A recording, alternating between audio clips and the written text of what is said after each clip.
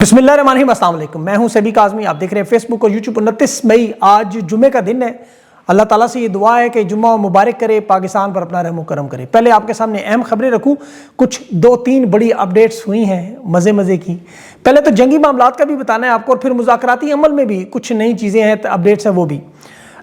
इस वक्त एक तरफ तो अमन मुआहदे से ट्रंप मानने से इनकार भी कर रहा है, और अबनाए हरमज़ समेत ईरान के एटमी प्लांट पर हमला दूसरी दफ़ा सीज़ फायर के दौरान। और इसकी मैं आपको तफसील बताता हूँ, कहाँ हमला हुआ, कोशिश क्या थी, और ईरान ने जो दावा किया अमरीकी जहाज़ मार गिराने का। फिर आबनाए हरमज़ में तजारती जहाज़ों पर और अमरीकी जहाज़ों को निशाना बनाया। अमरीकी वज़ीर दिफा ने आबनाए हरमज़ पर एक नया ड्रामा शुरू कर दिया, अजीबोगरीब मौक़िफ़। और सीज़ फायर मुआहदे पर भी इसको डोनाल्ड ट्रंप पर इसराइल की लॉबी का दबाव किस हद तक बढ़ा, अब्राहम अकॉर्ड से पहले क्या करना है, लेबनान की तंजीम को भी निकालना है, और 70% से ज़्यादा गज़ा और लेबनान पर कब्ज़ा, पेशकदमी। जंग इस वक्त फैलती हुई नजर आ रही है, नेटो की तरफ जा रही है। ट्रंप एक तरफ ईरान से बदतरीन शिकस्त का बदला क्यूबा से लेने की तैयारी कर रहा है। क्यूबा में वहाँ गुरिल्ला ऑपरेशन की तर्ज पर ऑपरेशन, और यहाँ रूस और चीन के जहाज़ों ने अपने रास्ते आज क्यों बदले, ये भी बड़ा अहम मामला हुआ है। यूक्रेन की जंग में अफगानिस्तान की एंट्री, बड़ा अहम मामला। और यूरोप की हदूद में यूक्रेन का पहला खतरनाक हमला नेटो की सरजमीन पर। अब डोनाल्ड ट्रंप मुआहदों के हवाले से भी जो 14 शराइत ईरान ने दी, उसमें से 12 मानने पर तैयार है, और कह रहा है 48 घंटों में दस्तखत करने हैं, लेकिन सुप्रीम लीडर है ही नहीं सामने। अब इसहाक डार इस दौरान जो वाशिंगटन पहुंचा है, ये बहुत बड़ी आपको बताता हूं गेम, जो इदारों के दरमियान चपकलश नंबर 2 नंबर 1 का पता काटने के लिए सऊदी वलीअहद मोहम्मद बिन सलमान से जा मिला। आप हैरान होंगे, क्योंकि सऊदी अरब का बड़ा अहम किरदार है पाकिस्तान में हुकूमतें बनाने गिराने में। तफसील आपके सामने रखूंगा। जरदारी ने भी आज इस्टेब्लिशमेंट के सामने घुटने टेके हैं, सूबों की तकसीम पर हामी भरी है, और बजट का इजलास 5 जून को बुलाया है। 28वीं तरमीम की आमद की तैयारियां भी, और तहरीक इंसाफ के अंदर बड़ी अहम मामलात, जो कल रात मैंने आपको बताऊँ, कन्फर्म करके बताऊँगा। 27 अरकान किस तरफ हैं काबीना की तोसी के मामले के बाद।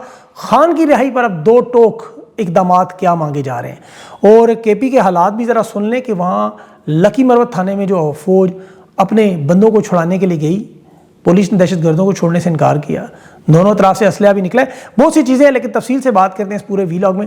सबसे पहले तो इसराइल की अखबारात ने आज एक दावा किया है, जो अभी ताज़ा तरीन दावा है, कि ट्रंप ने अपनी फ़ौज को एक बड़े मिलिट्री एक्शन के लिए तैयार होने का हुक्म दिया है, कि 48 घंटे इंतज़ार करते हैं, और फिर अमरीकी फ़ौज जो वो ईरान की तरफ आहिस्ता आहिस्ता पेशकदमी शुरू करे, ज़मीनी भी। अमरीकी वज़ीर दिफा ने मुहाज़े जंग पर अपने तैनात अमरीकी फ़ौजियों का है कि आप जंग के लिए तैयार हो जाएं। अब ये इस बात का सबूत है, जो रात ईरान की एटमी तंसीबात पर हमला हुआ बुशहर में। ये ईरान का सबसे बड़ा एटमी बिजली घर है, और ये बड़ा ख़तरनाक हमला था। ड्रोन और अमरीकी जंगी तैयारों की तस्दीक ईरानी मीडिया ने की। फिर ईरानी मीडिया ने कहा कि अमरीकी तैयारा मार भी गिराया गया ईरान के जवाबी हमले पर, और आबनाए हरमज़ में 4 तजारती जहाज़ों को जो अबूर करने की कोशिश कर रहे, उन्हें भी मिसाइल निशाना बनाया गया। पता नहीं वार्निंग थी या लगे हैं, ये कंफर्म नहीं हो सका। 2 अमरीकी जहाज़ भी शामिल हैं। अब ईरान के जनूब में, जहाँ आपको पता है बुशहर में इनकी जोहरी तनसीबात है, तवानाई के मंसूबे हैं, और सबसे अहम फौजी मराकज़ है। यहाँ ईरान का वाहिद एटमी बिजली घर है, जो रूसी रिएक्टर के डिज़ाइन से बना हुआ 915 मेगावाट बिजली बनाता है पूरे ईरान की। अब अरब अमारात में बरखा में आपको पता है एटमी बिजली घर पर हमला हुआ, और वहाँ भी ताबकारी का रेडिएशन का ख़तरा था। यहाँ भी यही मामला हुआ। आलमी इदारे ने खबरदार किया कि ये बड़े ख़तरनाक नताइज हो सकते हैं, क्योंकि इसमें फिर कतर, बहरीन, कुवैत, अरब अमारात समेत तमाम ममालिक रेडिएशन से एटमी शदीद मुतासर हो सकते हैं। वैसे ये इलाका ईरान की कौमी सलामती में बड़ी मरकज़ी हैसियत रखता है, और सीज़ फायर से पहले बुशहर में इस एटमी प्लांट पर 4 दफ़ा हमला हुआ है। बिल्डिंग को नुकसान ज़रूर पहुंचा, लेकिन यूरेनियम को और ईरान की जो एटमी सलाहियतें हैं उस पर कोई फ़र्क नहीं पड़ा, वरना अमेरिका आज घुटने ना टेके होते। ईरान ने समझाने की कोशिश की है कि तबाही का मतलब पूरा खिते की तबाही है। और अच्छा, जून की जंग में भी याद रखें, इसमें भी ईरान के एटमी मरकज़ पर इन्होंने निशाना बनाया था। अब ये मामला इतना ख़तरनाक और बड़ा है कि ईरान ने इन हमलों को यूक्रेन के एटमी प्लांट ज़िपोरिज़िया के साथ मुतरादफ़ करार दिया है, कि जिसमें अब अगर यहाँ ऐसा हमला हुआ तो फिर JCC के जो 8 अरब ममालिक हैं वो भी ख़त्म हो सकते हैं। जापान में देखें, फुकुशिमा पे जब 2011 में ज़लज़ला आया था, तो उसमें 1,60,000 लोग मुतासर हुए थे। अब डोनाल्ड ट्रंप एक तरफ देखें मुज़ाकरात की बातें कर रहा है, दूसरी तरफ ये हरकतें कर रहा है। एक तरफ कह रहा है 24 घंटों में पेशरफ्त हुई है, एक तरफ उसका नायब सदर JD वेंस कह रहा है कि हमारे मुज़ाकरात बड़े बेहतर तरीके से जा रहे हैं। ट्रंप ने भी फॉक्स न्यूज़ को इंटरव्यू दिया आज। और फिर डोनाल्ड ट्रंप ने जो इसराइल की लॉबी का जो दबाव है, जो इस शिद्दत से है, जिसका ईरान ने जवाब फ़ौरन दिया, हमला करने वाला जो जहाज़ भी गिराया और 4 तजारती जहाज़ों को निशाना भी बनाया, اور ایران نے تو کہا کہ یہ آبنائے حرمز عبور کرنے کی کوشش کر رہے تھے، لیکن اطلاعات یہی ہے کہ یہ امریکہ کے اس حملے کے جواب میں تھا۔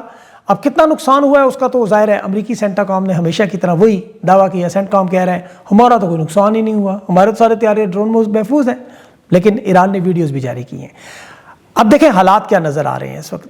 ڈونلڈ ٹرمپ ایک طرف پوری کوشش کر رہے ہیں کہ اس معاہدے کی آڑ میں وقت حاصل کرتے ہوئے ایران سے یورینیم کسی طرح اپنے قبضے میں لے لے، کہ اب تک وہ کامیابی نہیں ہے۔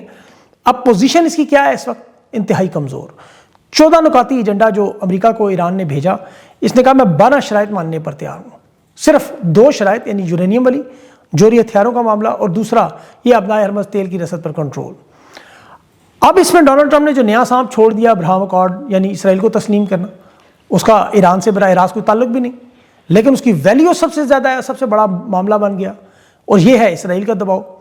ایک طرف وہ کہہ رہے ہیں ایران کے ساتھ معاہدے میں حزب اللہ اور لبنان پہ جو کارروائیاں ہیں اس کی ہمیں آزادی کی ضمانت دیں، انہیں شامل نہیں کرنا۔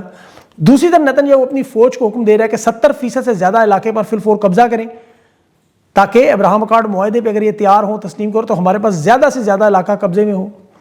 لبنان پر انہوں نے اپنی پیش قدمی میں بڑی تیزی کی ہے۔ غزہ پر اسی طرح بمباری کے بعد وہاں زمینی فوج کوشش کری کہ زیادہ سے زیادہ وہ یلو لائن جو لگائی ہیں ہٹا کے علاقہ اپنے قبضے میں لے ہیں، تاکہ نیتن یاہو اپنی قوم کو بتائے اسرائیل کو کہ دیکھیں میں نے کتنا بڑا گریٹر اسرائیل آپ کے لیے بنا لیا۔ 91 دن کی جنگ میں ظاہر ہے بیانیہ نہیں چاہیے، اور یاد رکھیں سب سے اہم معاملہ کہ اسرائیل میں انتخابات ہیں 27 اکتوبر 2026۔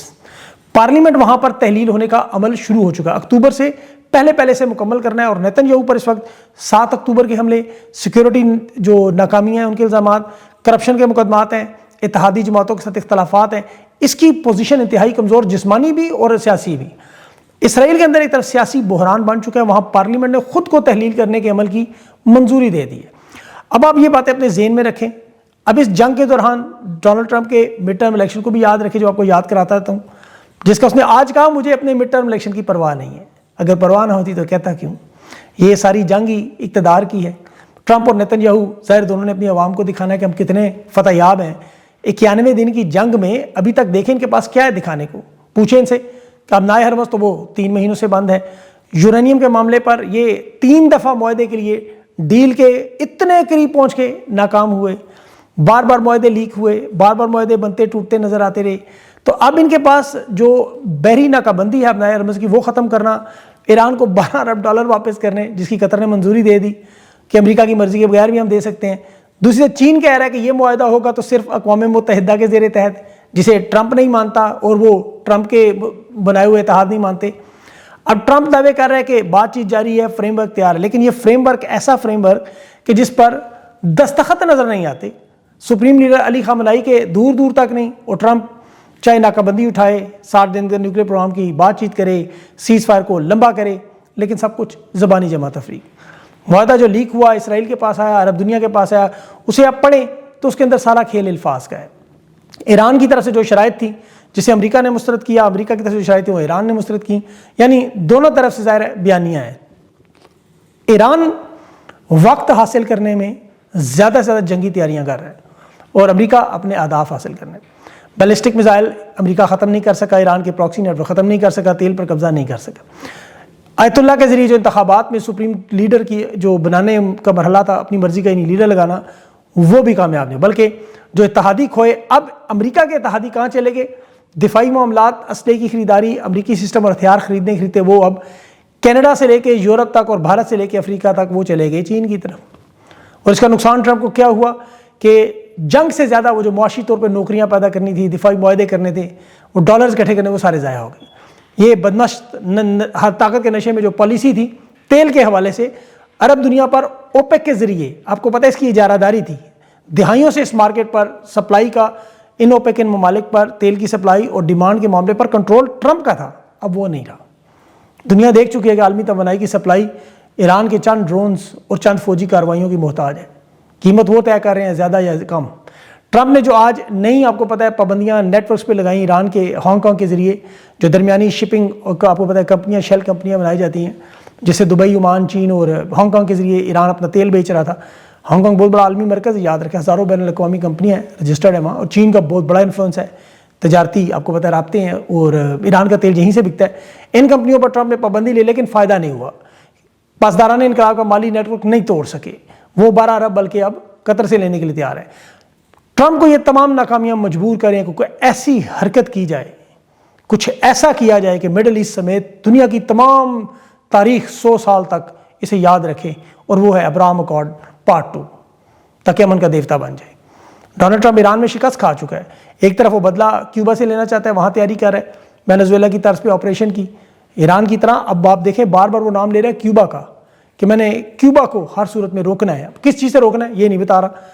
تازہ ترین سروے میں اس نے جنگ کے حق میں جو سروے کرایا، 79% لوگ کیوبا پر ملٹری حملوں کی تائید کر رہے ہیں، ٹرمپ کے سروے ہے۔ کیوبا کے ارد گرد امریکی فوجی اڈے پوزیشنیں سنبھال لی ہیں کہ بغیر وارننگ کے کہیں بھی آپریشن ہے، لیکن یہاں معاملہ اس خطے کی جنگ کا بڑھتا جا رہا ہے۔ اس میں آپ روس دیکھیں، اچھا کیوبا پہلے آپ کو بتا دوں کہ روس اور چین کا ایک معاملہ بڑا اہم تھا، کہ ٹینکرز وہاں سے آپ کو پتا ہے تیل لیتے اور بیچتے ہیں۔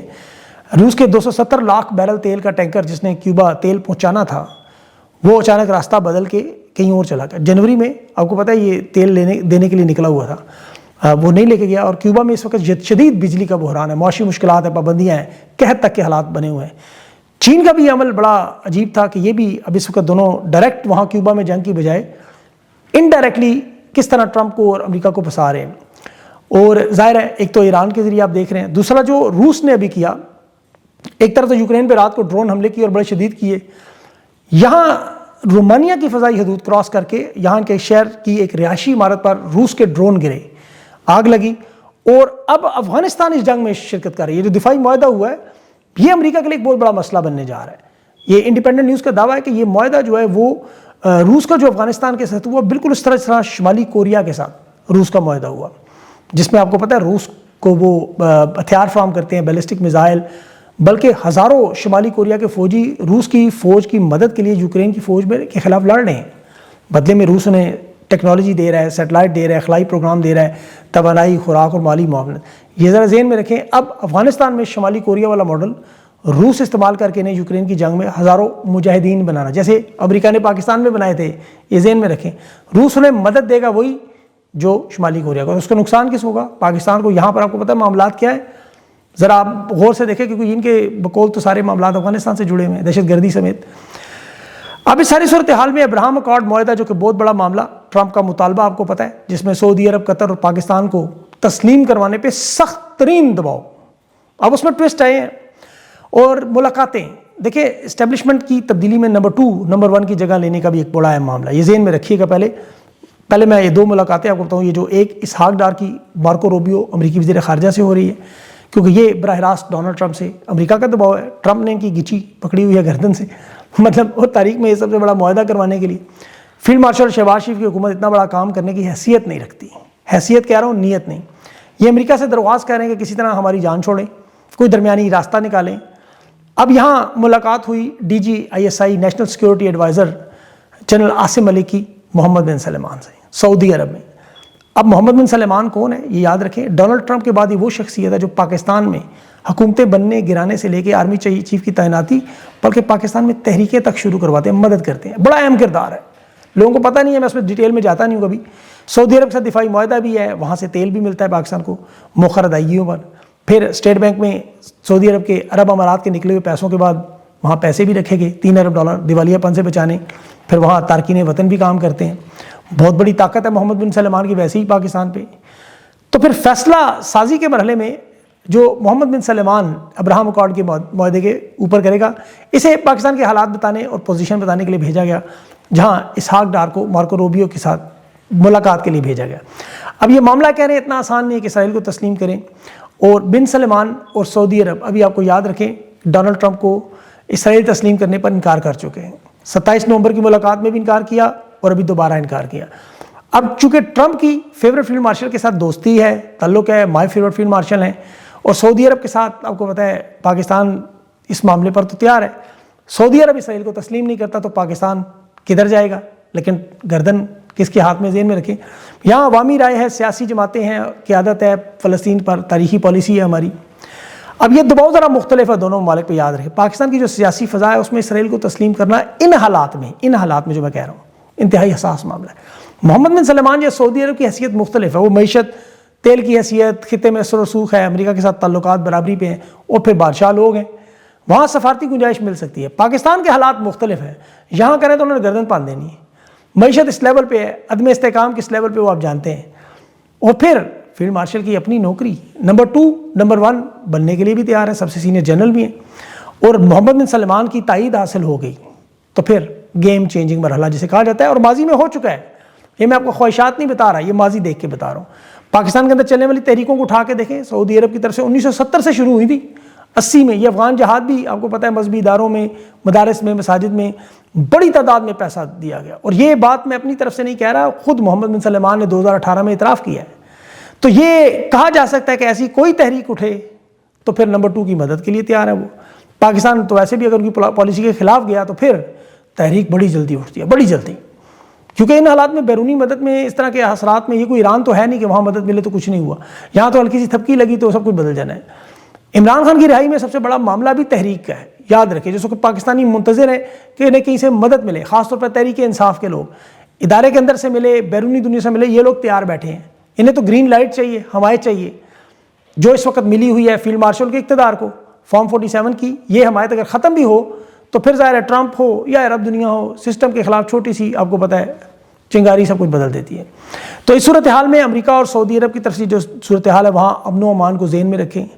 بلوچستان کے حالات آپ بڑی اچھی طرح جانتے ہیں, اور خیبر پختونخوا میں بھی آپ کو پتہ ہے کیا ہو رہا ہے. ابھی لکی مروت میں آج وہاں فوجیوں اور پولیس کے درمیان جو دہشت گردوں کو چھڑوانے کے حوالے سے اختلافات نظر آئے, جو علی امین گنڈا پور بتا گئے کہ ہم انہیں گرفتار کرتے ہیں اور چھڑوانے کے لیے خود آ جاتے ہیں. پولیس نے چھوڑنے سے انکار کیا تو معاملہ وہاں کافی بڑا, پر یہ تو امن و امان کے معاملات ہیں. جو سیاسی معاملات ہیں اس میں بڑی تبدیلیاں ہیں. کچھ میں نے آپ کو رات کو بتایا تھا, خبریں کنفرم کرنی ہیں میں نے پچھلے ویلاگ میں رات کو, وہ کنفرمیشن میرے پاس آئی ہیں. میں ڈیٹیل میں نہیں جاؤں گا, یہ ذہن میں رکھیں کہ بہت سے لوگوں کا نام ہے. لبے لباب آپ بتاتا ہوں گول مول کر کے کہ خیبر پختونخوا میں 2 دھڑے ہیں, بڑے دھڑے ہیں, دونوں دھڑے تگڑے ہیں. ایک دھڑا خان کی رہائی کا مطالبہ کر رہا ہے, کہہ رہا ہے کہ ملکی احتجاج کی طرف چلو, ڈیمانڈ کر رہے ہیں ان سے کہ یہاں خیبر پختونخوا خان کا قلعہ ہے, یہاں سے رہائی کے لیے تحریک کو مرکز بنانا ہے. کابینہ کی توثیق اور یہ معاملات یہ بھی بحث میں, لیکن اصل نقطہ, اور اس میں کافی بڑی تعداد میں 30 سے زیادہ اراکین ہیں, وہ سہیل افریدی سے خوش نہیں, وہ کہتے ہیں ہر صورت میں احتجاج کرنا ہے ہم نے, چاہے ڈی چوک جانا پڑے. اب جو باقی اسٹیبلشمنٹ کوشش کر رہی ہے 50 MPs توڑنے کی بات کر رہی ہیں, دعوے کر رہے ہیں ہمارے پاس 50 MPs ہیں, وہ سہیل افریدی کو ڈرا رہے ہیں کہ عدم اعتماد لا کے حکومت گرا دیں گے. ان کی نظر ظاہر ہے سہیل افریدی کرسی پہ ہیں, لیکن میرے خیال میں, میرا ذاتی خیال ہے, خبر نہیں ہے, اگر ایسا ہوتا تو الیکشن کمیشن نہ جاتے, وفاقی آئینی عدالت نہ جاتے, گورنر راج کی دھمکیاں نہ دیتے, یہ حکومت گرا چکے ہوتے. جو لوگ خان کی رہائی پر اس وقت KP کی حکومت کے کردار پر دباؤ ڈالے, ان کا کہنا ہے کہ 2 جون کو ہم دیکھیں گے کیا کرتے ہیں. یہ جو 2 جون آ رہا ہے منگل کو آپ کو پتہ ہے یہاں معاملات کو آگے بڑھانے کے لیے تحریک انصاف پر دباؤ ہے. ان لوگوں کا کہنا ہے, اور یہ سہیل افریدی صاحب سن بھی لیں, اللہ کرے کہ یہ ان کی بات مان لیں, کیونکہ ابھی تو 28ویں ترمیم پہ بہت کچھ ہونا ہے, وہ میں اگلے ویلاگ میں آپ کو بتاؤں گا, جس میں ابھی زرداری شہباز سے بھی چاہ رہا تھا آگے نکل کے اپنا CV اسٹیبلشمنٹ کے سامنے رکھے, میری بلاول کو ایک چانس دے دیں, ہم اس سے زیادہ چومے چاٹیں گے, آپ کو کر کے دکھائیں گے, آپ بتائیں کرنا گیا. کہہ رہا ہے اسٹیبلشمنٹ کے ہاتھ مضبوط کرنے, ابھی فی الحال ہاتھ اس نے مضبوط کرنے کا پتہ نہیں اب کتنے مضبوط کرنے ہیں, گردنیں ان کی دبی, لیکن یہ ساری باتیں اگلے ویلاگ میں آ جائیں گی. ابھی جو سہیل افریدی کے لیے بہرحال یہ کہ 2 جون کی وہ اپنی تیاری کریں, ان کے لیے سب سے 2 لائنوں کا مختصر مشورہ یہی ہے. باقی بات انشاءاللہ اگلے ویلاگ. اپنا خیال رکھیں اور مجھے اگلے ویلاگ تک کے لیے اجازت دیں. اللہ حافظ.